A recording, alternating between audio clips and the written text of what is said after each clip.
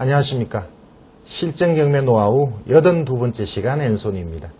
오늘 공부할 내용은 예고등기와 가등기에 관한 사례입니다. 흔히 예고등기가 있는 경우 무서워서 입찰을 하지 않는 경우가 있는데 그 소송의 내용을 잘 살펴보면 경매와 무관한 경우도 많이 있습니다. 오늘도 여러 가지 실전 사례를 통해 여러분이 어려워하는 예고등기와 가등기에 대해 실제적인 도움을 드리도록 하겠습니다. 그럼 강의를 시작하겠습니다. 오늘 실전 사례 7번째 시간은 예고등기가 있거나 또는 가등기나 기타 복잡한 권리, 선순위 권리가 있는 사례를 제가 직접 낙찰받고 뒤처리까지 마무리한 내용에 대해서 자세히 설명드리겠습니다. 저와 함께 자료를 보실까요? 자, 좀 오래된 사건입니다. 자, 2000년도 사건이고요. 자, 등기부를 보면 내용이 아주 좀 복잡한 사건인데, 자, 일단 전반적인 내용을 좀 설명을 드릴까요? 경기도 광주 태촌에 답이 2600여 평, 2600평방미터, 800여 평이 경매로 나온 사건입니다. 자, 여기가 그 당시는 준농림이라는 용어를 썼습니다. 요즘 같으면 관리지역 이렇게 되겠죠. 자, 한 3, 4m 도로가 접하고요. 주변은 전원주택과 농지가 뒤섞여 있는 대체적으로 전원주택지로 선호하는 지역입니다. 광주 태촌이면 그리고 음식점도 많은 지역이죠. 자, 여기에 토지가 2억 6천여만 원에 감정되어서 나왔고요. 제가 이것을 발견했을 때는 지금하고는 다른 세 번 유찰되어서 1억 3,500 정도일 때, 그러니까 51%일 때 제가 이것을 조사를 했던 사건입니다. 그리고 여기서 한 번 더 떨어져서 41%일 때 제가 낙찰받았던 그런 내용입니다. 자, 등기부를 보시면 아주 복잡합니다.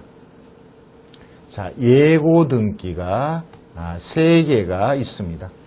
자, 채권자, 소유자, 그리고 다른 이해관계인끼리 많은 소송이 오갔던 그런 사건이었죠. 자, 아까 말씀드린 대로 51% 반값까지 떨어졌을 때, 그리고 이 당시는 그랬습니다. 2001년도니까 가격이 복잡하면 가격이 많이 떨어지기도 할 때였는데, 자, 51% 떨어졌을 때 제가 이것을 조사를 했습니다. 일단 이쪽의 토지 가격은 그 당시에 대략 25만 원에서 30만 원 정도였습니다.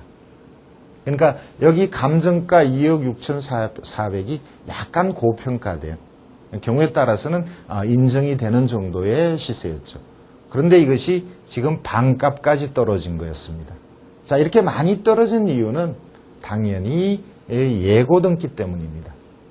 자, 간략하게 좀 이따 제가 등기부를 보여드리겠습니다만 간략하게 말씀드리면, 자, 채권자 가압류를 한 임씨가 최종적으로 경매를 신청했는데, 자, 채무자 소유자가 경매를 당하지 않기 위해서 많이 장난을 친 거죠. 소송을 여러 건 이것을 진행하는 바람에 결국 경매가 될 때까지 많은 시간이 흘렀고, 결국 이 3개의 예고 등기가, 자, 어떤 것은 소송을 끝까지 진행하고 어떤 것은 소가치하되고 또는 가압류권자 경매를 신청한 원고가 이기기도 한, 그래서 예고 등기를 제가 일일이 찾아서 판단하는데 많은 고생을 한 그런 사건이 되겠습니다. 자, 이것을 제가 한 번 51%때 조사를 하고 이건 너무 어려워서 아무나 못 들어오겠다라고 생각을 했었고요. 제 생각대로 51%에서 한 번 더 유찰되어서 41%가 되었습니다. 그리고 제가 입찰을 들어갔는데, 그 당시에는 입찰 들어갈 때 법원의 서류를 입찰장에서 많이 봤었습니다. 그전에는 법원 서류를 볼 수 있는 기회가 없었죠.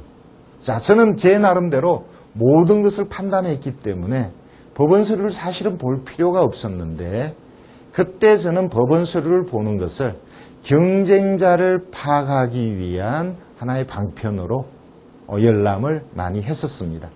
자, 저는 법적으로 문제가 없다라는 걸 미리 다 판단했기 때문에 법원 서류를 볼 수 없었는데 다른 경쟁자가 얼마나 있을까를 판단하기 위해서 법원 서류를 보고 있으니까 제 뒤로 서너 명이 법원 서류를 같이 열람을 신청했었습니다. 자, 저는 예고 등기 3개 있는 것을 판단하기 위해서 오랜 시간을 고민했었는데 과연 오늘 서류를 처음 보는 이 경쟁자들은 예고 등기를 제대로 알고 들어왔을까? 자, 이런 걱정이 되었습니다. 자, 여러분들도 앞으로 경매를 해보시면 가장 무서운 사람들이 초보자라는 걸 느끼실 겁니다. 자, 경매를 조금 알게 되면 많은 걱정이 있어서 쉽게 입찰을 못하는데 초보자들은 겁이 없어서 쉽게들 입찰을 하죠. 자, 그런데 제가 고민해서 문제가 없다라고 판단하고 입찰하는 거나 초보자들이 제대로 판단하지 않고 입찰하는 거나 결과는 똑같다는 거죠. 제가 낙찰받으나 그들이 낙찰받으나 문제가 안 되는 것은 결국 똑같습니다. 자, 그렇다고 공부를 안 하고 들어가도 된다는 얘기는 아니죠. 그 사람들이 제가 들어가지 않는 잘못된 물건에 들어가서 그 사람들이 피해를 볼 수도 있으니까요. 자, 어쨌든 등기부를 한번 보여드리고 그 낙찰 이후의 내용을 말씀드리겠습니다.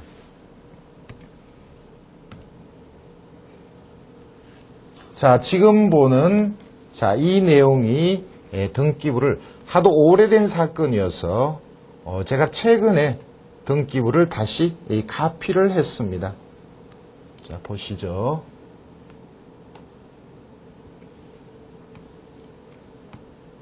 자, 여기서 중요한 내용만 제가 말씀을 드리죠.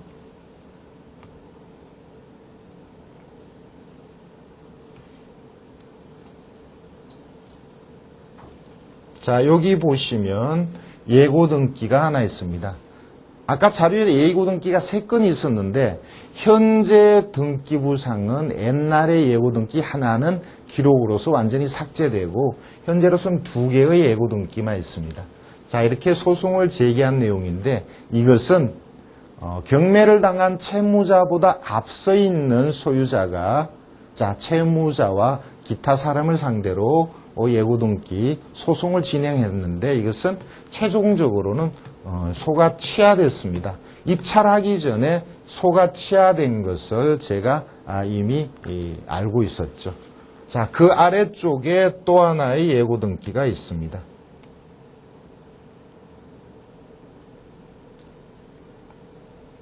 자, 여기는 건저당에 대한 예고등기입니다.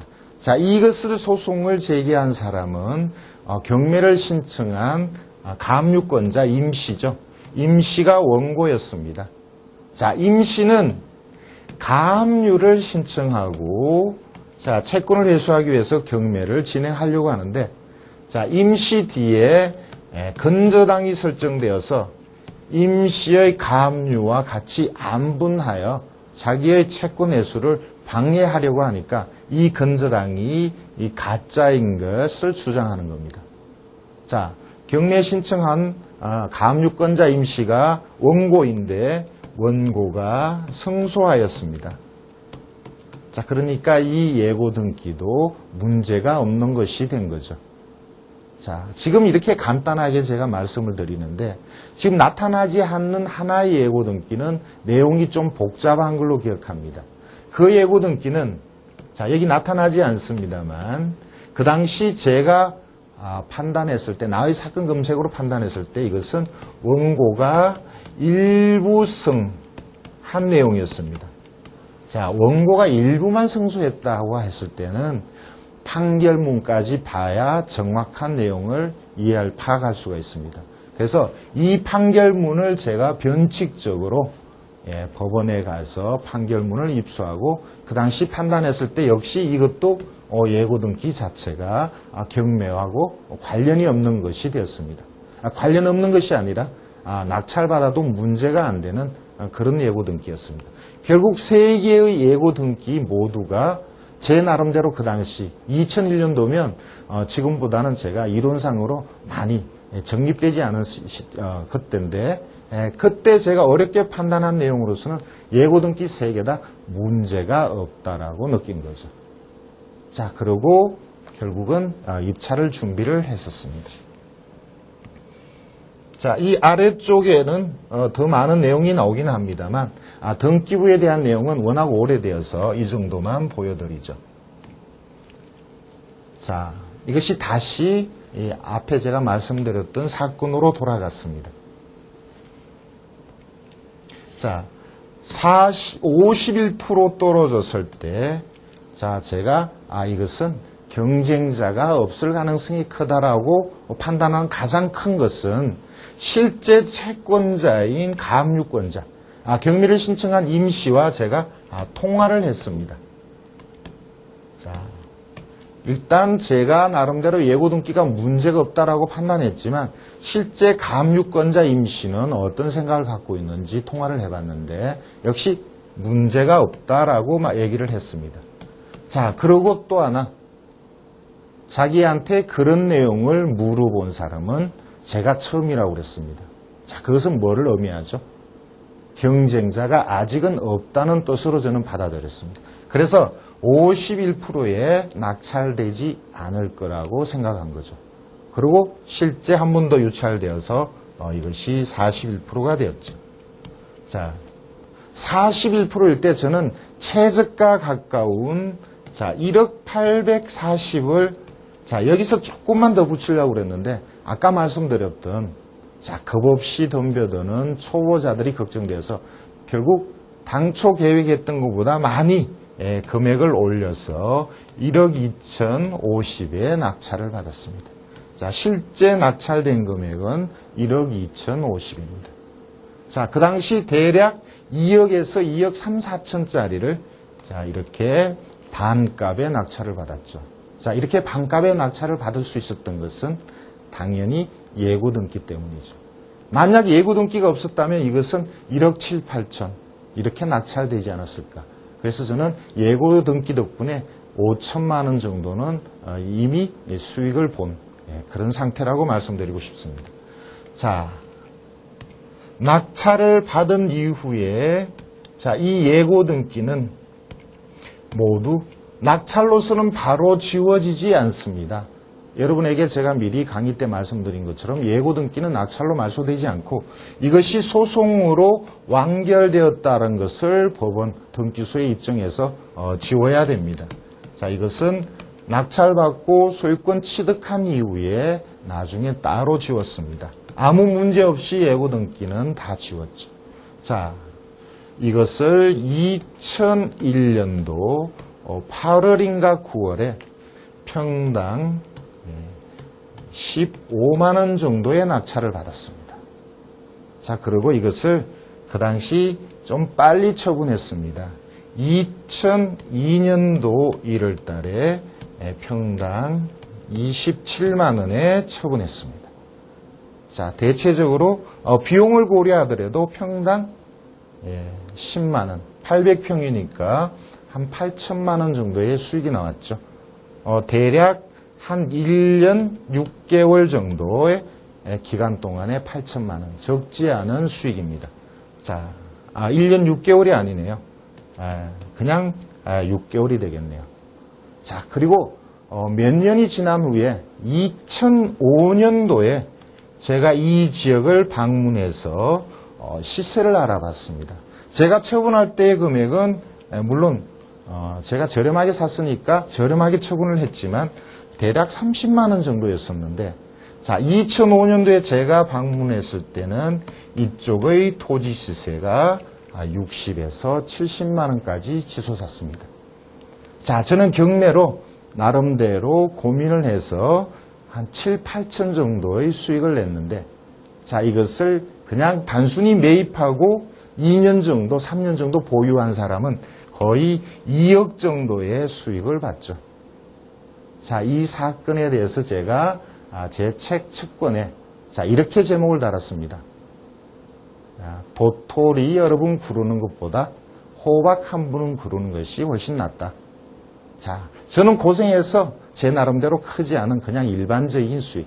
자, 여러분이 봤을 때는 뭐 특별한 수익이라고 말씀할 수도 있겠지만, 자, 보통 이상의 정도의 수익이었는데, 자, 일반 매물로 산 사람은 저보다 훨씬 큰 수익을 냈죠. 자, 그래서 그 이후로 저는 이런 생각을 했습니다. 자, 저렴하게 산 것도 중요하지만, 과연 이것을 언제 처분할 건가? 조그만 수익이 나온다고 처분할 것이 아니고 이것을 가지고 갔을 때 더 큰 수익이 예상된다면 처분하지 말자. 자, 이런 생각이 들었습니다. 자, 여러분들도 좋은 물건 받으시면 적당한 수익으로 만족하지 마시고 제대로 한번 수익을 내시고 처분하시기 바랍니다. 자, 저와 함께 자료를 보실까요? 조그마한 빌라지만 내용은 아주 복잡한 사건입니다. 자, 일단 사건 번호가 99년 사건이죠. 요즘 말로 하면 구법 사건입니다. 민사집행법이 생기기 이전 사건. 민사집행법이 2002년 7월부터죠. 그래서 2001년, 2000년, 99년 사건은 구법 사건입니다. 뭐 지금은 구법 사건이라는 것은 중요하지 않죠. 자, 여기 보면 재경매 물건이라는 내용이 나옵니다. 누군가 낙찰을 받고 포기했는데 제가 낙찰을 받았습니다. 토지 별도 등기입니다. 자, 집합 건물의 토지 별도 등기는 자주 있는 일이죠. 자, 그리고 선순위 가등기가 있다고 되어 있습니다. 선순위 가등기가 원칙적으로 인수이죠. 자, 여기서는 이 선순위 가등기가 담보 가등기라는 것이 확인이 되어서 입찰을 했었습니다. 자, 예고 등기가 있습니다. 선순위 가등기나 여기 나타나지 않은 선순위 가처분이 또 있습니다. 자, 여기 보면 가처분이라고 되어 있습니다. 자, 가처분과 예고 등기는 항상 묶여서 다니는데, 자, 이 선순위 가처분도 예고 등기와 함께 이미 소송으로 모든 것이 끝났기 때문에 자, 모두 지워질 거라고 봤습니다. 자, 이렇게 복잡하지만 하나하나씩 봤을 때는 자, 전혀 문제가 되지 않는다라고 판단을 했죠. 실제 전혀 문제가 되지 않았던 사건입니다. 그런데 제가 이것을 좀 제때 처리하지 않고 그냥 방치해 두는 바람에 좀 내용이 꼬여서 어렵게 갔던 사건입니다. 자, 하나씩 다시 말씀을 드리겠습니다.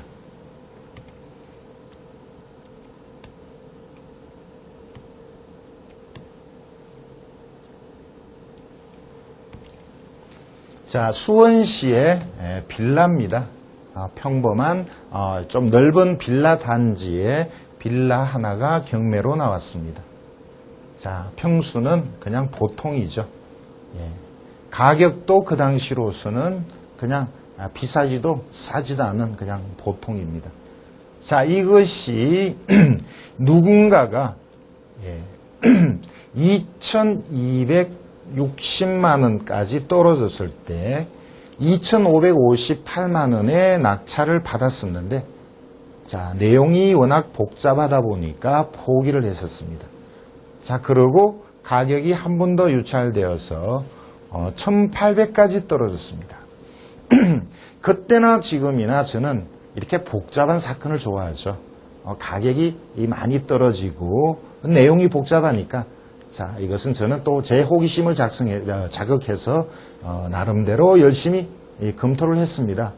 그리고 문제가 되지 않는다라고 판단을 하고 입찰하기로 결정을 했는데, 자, 이 정도면 제가 판단할 수 있으면 또 누군가가 판단하지 않을까. 자, 이런 생각하에서 1,800짜리 1,800이 최저가인 물건을 저는 2,320에 입찰을 했습니다. 대략 500여만 원을 더 올렸었죠. 자, 그런데 이것이 단독이었습니다. 뭐 단독이라도 어쩔 수가 없죠. 500이라는 돈이 이 조그만 빌라에서는 큰 부분입니다만, 자, 어쨌든 저는 낙찰받았다는 데에 만족을 했습니다. 자, 이 낙찰은 제 조카의 명의로 낙찰이 됐었고, 자, 최종적으로 채무자하고 집주인과 채무자하고 다소의 다툼이 있었습니다만, 자, 무사히 이 집에 입주를 했었죠. 자, 그 이후에 여러 가지 문제가 발생을 합니다. 자, 그러면 등기부를 좀 볼까요? 이 집이 왜 이렇게 복잡한지 제가 간단하게 설명을 드리겠습니다. 자, 빌라를 건축하는 업자가 빌라를 짓기 전에 토지를 담보하고 건저당을 설정했습니다. 자, 이렇게 자금을 가지고 그 지상에 건물, 빌라를 건축을 했죠. 자, 건물이 완공되기 전에 이것을 분양을 했는데, 분양할 때 약속이 장기 저리융자를 알선하겠다 했습니다. 그런데 그것이 약속대로 지켜지지 않으니까 분양받은 사람들이 분양대금을 제때 안 냈습니다. 자, 빌라를 건축한 건축업자가 자금 문제가 있다 보니까 결국은 사채를 빌려 쓰게 됩니다. 자, 그리고 이 건물을 보존 등기를 하죠. 자, 보존 등기를 하니까 보존 등기하기 전에 토지에 있는 건저당이 저 채무가 해소되어야 되는데 채무가 해소되지 않는 상태에서 이 토지가 대지권이 되었죠. 자, 건저당이 남아있는 상태에서 대지권이 되면 그 대지권에 토지 별도 등기가 있다라고 기록을 하죠. 보통의 토지 별도 등기, 빌라나 아파트의 토지 별도 등기는 자, 이렇게 생깁니다. 자, 토지 별도 등기가 있다라는 것은 대지권의 목적인 토지에 뭔가 아직 지저분한 것이 남아있다. 그러니까 갚아야 될 채무가 있다. 이렇게 보시면 맞습니다. 자, 그런데 사채를 빌려 쓰고 보존 등기를 하니까 분양받았던 수분양권자들은 자, 여기에 대해서 반발을 합니다. 그리고 사채업자는 자기의 채권을 회수하기 위해서 가등기를 합니다. 자, 가등기를 하니까 분양받았던 수분양권자들이 당초 약속대로 장기 융자를 해주지 않으면서 자, 이렇게 가등기를 했다고 해서 결국 소송을 제기하죠. 자, 소송을 제기하기 전에 분양받았던 사람들이 가처분을 설정합니다. 그래서 가등기와 가처분이 생겼습니다. 그리고 가등기권자와 자, 이것을 분양한 건축주를 상대로 소송을 제기합니다. 자, 소송의 목적은 예고등기죠. 소송의 목적은 두 가지입니다. 가등기를 지워달라. 자, 그리고 자기들에게 당초 약속대로 장기 융자를 해주면서 소유권을 달라.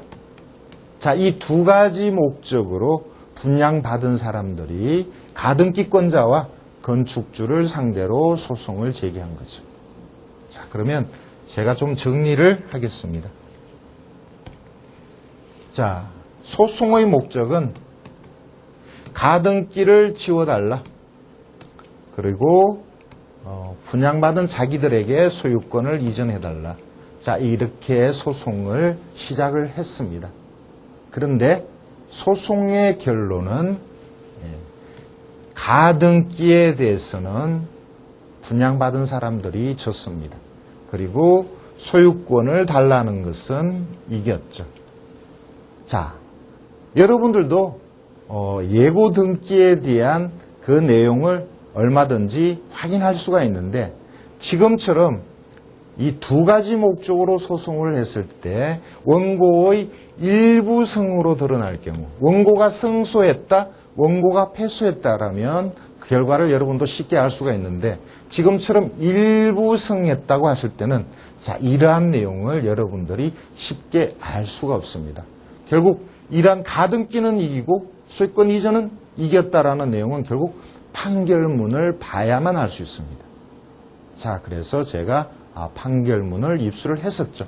지금 이렇게 말씀드린 것은 판결문을 봤을 때 이런 내용이었다라는 것을 제가 알고 결국 입찰을 들어갔다는 거죠.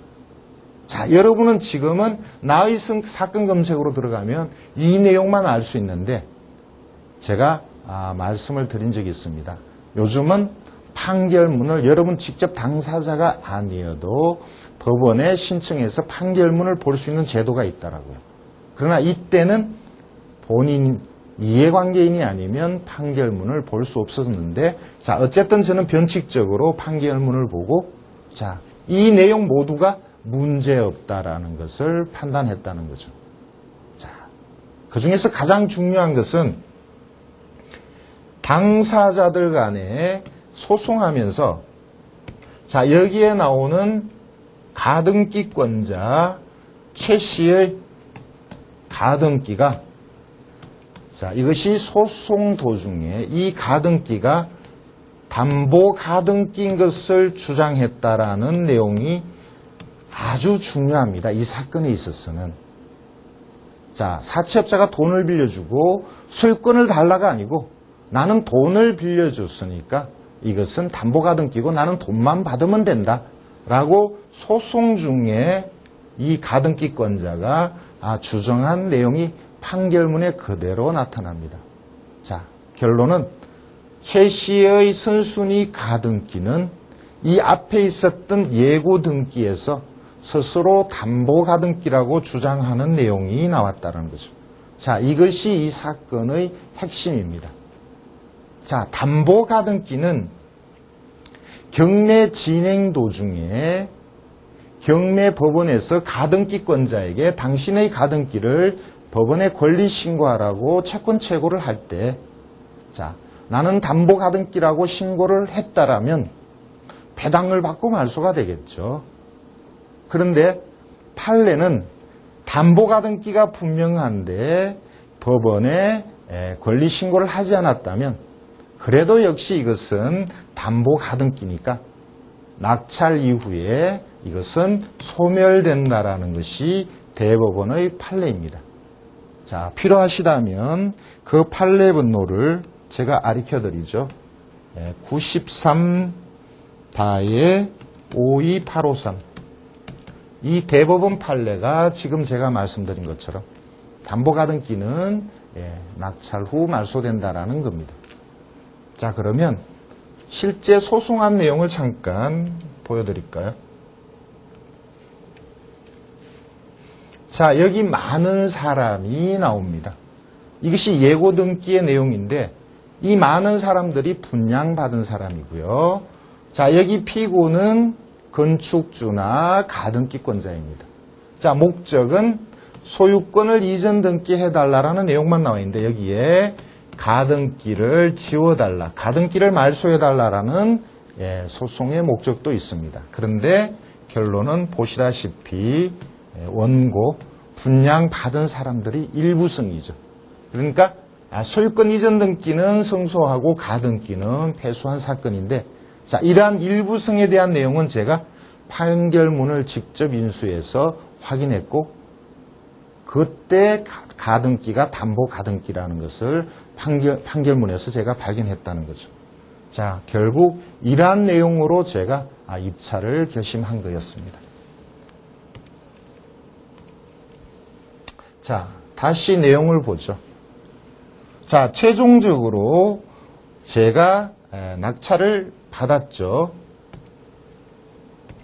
자, 최종적으로 제가 낙찰을 받았는데, 자, 여기에 있는 건저당 이후의 모든 권리는 지워졌습니다. 그리고 낙찰자인 제 조카는 입주를 했습니다.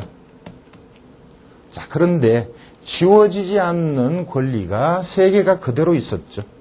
가처분, 가등기, 예고등기는 지워지지 않는 상태였는데 저는 그것을 천천히 지우겠다라고 생각한 거였죠. 자, 예고등기는 소송이 끝났고 가처분도 역시 소송으로 결론이 났고 가등기는 담보 가등기니까 문제가 없다라고 저는 생각을 했던 거죠.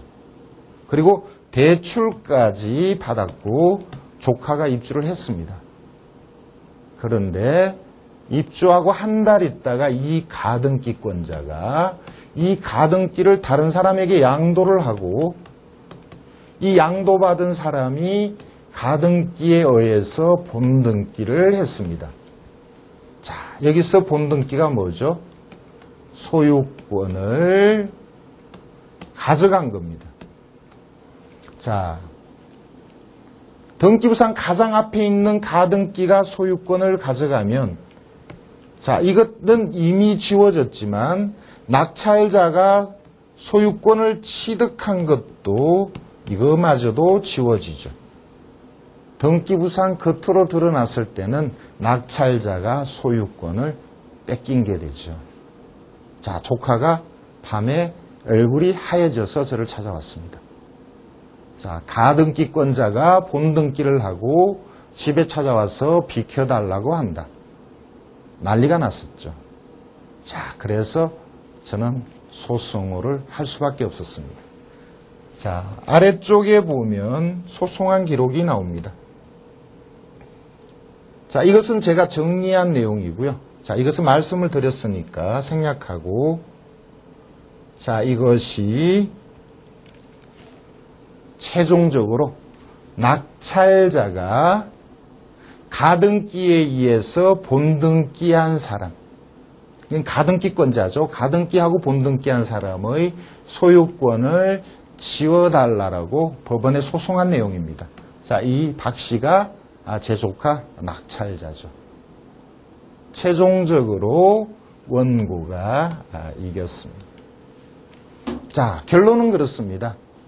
담보 가등기는 선순위의 가등기가 담보 가등기인 것이 분명하면, 자, 법원에 그 사람이 배당 요구를 했든 안 했든, 권리 신고를 했든 안 했든, 자, 그것은 지워지지 않더라도 담보 가등기고, 그 담보 가등기에 의해서 소유권을 이전한 것은 무효다. 그것이 아까 말씀드렸던 대법원 판례의 요점입니다. 자, 저는 그런 내용을 이미 알고 낙찰을 받았지만 그것을 제대로 처리하지 않는 바람에 이렇게 소송으로 가고 대략 1년, 2년 동안 고생도 하고 소송 비용도 소비를 했죠.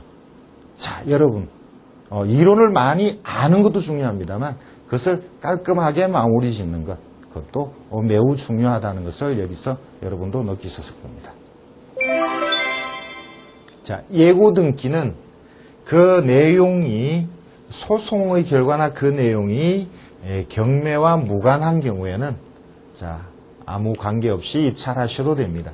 만약 예고 등기가 소송이 아직 결론 나지 않았거나 그 내용이 경매와 관련이 있다면 입찰을 피하셔야 되겠죠. 자, 그리고 가등기는 그것이 담보 가등기임이 분명하면 자, 이것은 낙찰 후에 지울 수 있는 가등기가 되겠습니다.